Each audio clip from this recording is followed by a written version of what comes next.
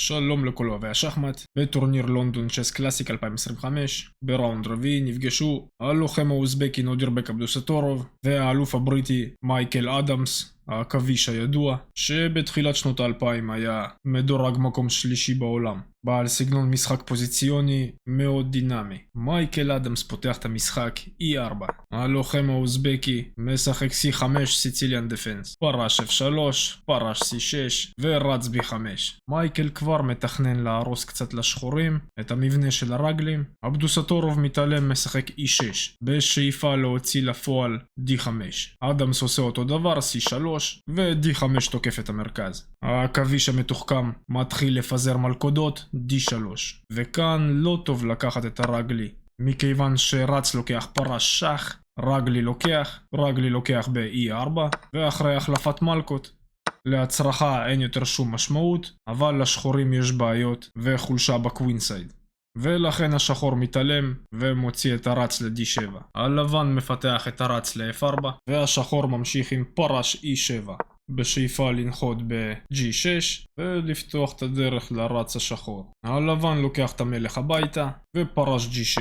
העכביש לוקח עם הרגלי ב-D5 ומזמין את אבדוסטורוב לקחת את הרץ. במידה והשחור לוקח את הרץ, הלבן ממשיך עם רגלי לוקח C6, רץ לוקח, רגלי לוקח, וכאן הלבנים אפילו לא שומרים על הרגלי, מפתחים את הפרש השני, ואם פרש לוקח, פרש C4, וכל האינישייטיב עובר ללבן, נניח פרש F4, ומלכה יוצאת ל-A4. כאן ללבנים יש יתרון משמעותי, בהמשך הצריח מצטרף, ולשחורים יש בעיות. ולמרות שהלבן מפגין ידע רחב בפתיחות, נודירבק רואה הכל ולוקח את הרגלי במרכז. אוקיי, הלבן נותן שח עם טמפו, ועל הדרך שם את הצריח על הציר הפתוח. השחור סוגר עם הרץ, הלבן משחק רץ D6 ומייצר פה איזשהו פין, אבל נודירבק ברגוע מבצע הצרחה, והרץ פה מספיק מוגן. אדמס ממשיך ללחוץ ולוקח עם הרץ את הפרש, וכאן אבדוסטורוב לוקח עם הרץ השחור את הרץ של היריב ומזמין את הלבנים לקחת את הרגלי במרכז.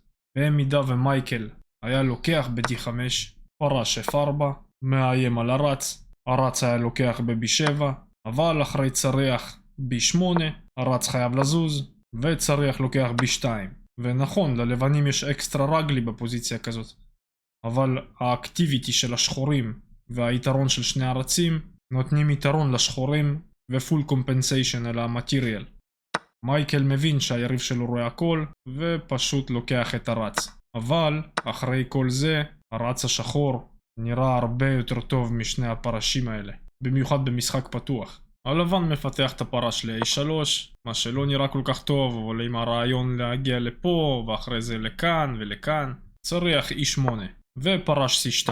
יש פה איזה רעיון של לעשות פיקסציה לרגלי החלש ואחרי זה לתקוף אותו עם הפרש, אבל אבדוסטורוב משחק מלכה B5, לא נותן אוויר ללבנים, B3, והשחור ממשיך פרש F4. שני כלים כבר תוקפים את הרגלי הזה, צריח E3 עם הרעיון שאם תהיה פה החלפה אז יש פה קונטר אטאק על הרגלי הזה תמורת הרגלי הזה, אבל מלכה C6. נודירבק מעדיף לשמר את הכוח שלו במרכז, ומייקל לא מוצא שום דבר יותר טוב מ-G3 רק בשביל להיפטר מהפרש, למרות שהוא מחליש לעצמו קצת את הצד של המלך. השחור לוקח את הפרש אחורה ל-H5, הלבן מקבל איזושהי הזדמנות של להוציא קצת את הכלים, פרש H4, פרש זז מהרנטגן הזה ל-F6, ופרש F5 תוקף את הרץ החזק, צריח E6 להביא גם את השני, ומלכה F3 עם הרעיון ללכת ראש בראש, צריח E8 וצריח E1. וכאן אני לא יודע כמה רחוק נודירבק ראה את הפוזיציה, שיחק רץ F8 ואחרי החלפת צריח לא לקח עם הצריח אלא לקח עם הרגלי, ועכשיו גם המלך מוגן, הרץ שומר על הרגלי פה והפרש הלבן חייב לזוז, אבל במקום לשחק פרש H6 שכאן הפוזיציה של הלבנים עדיין בסדר גמור, והווריאשן יכל להמשיך משהו כמו G לוקח H6, מלכה לוקחת פרש, רץ G7 ומלכה H4, ופה יש משחק ופוזיציה שווה. מייקל שיחק עם הפרש אחורה, אבל אבדוסטורוב סופר רב אומן, 2750, מלכה A6.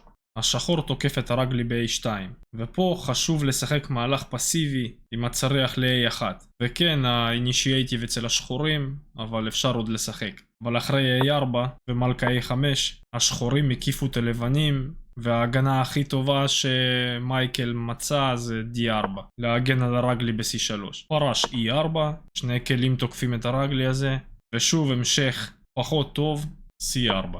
השחורים לוקחים ב-D4, אי אפשר לקחת עם הפרש, כי אז נאבד את הצריח עם שח, לכן מייקל לקח ב-D5, אבל אז פרש G5, וכאן הלבן דחוף חייב לשחק מלכה D1, ואחרי מלכה D5, מלכה לוקחת ב-D4, ומלכה לוקחת את הרגלי ב-B3, ואחרי פרש E3, הלבנים משחקים בלי רגלי אחד, וצריכים לשרוד עד סוף המשחק, אבל זה האופציה הכי טובה שלהם. אבל מייקל לא עמד בפיתוי, ושיחק מלכה H5.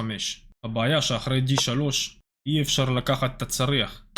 בגלל רגלי לוקח פרש, הצריח חייב לזוז, בגלל המלכה, ואחרי מלכה C5, צריח C1 נניח, אין משהו אחר לשחק, מלכה D5 עם איום ברור, צריח לוקח, מלכה שח, והלבנים מאבדים צריח. לכן אחרי D3, מייקל שיחק מלכה G5.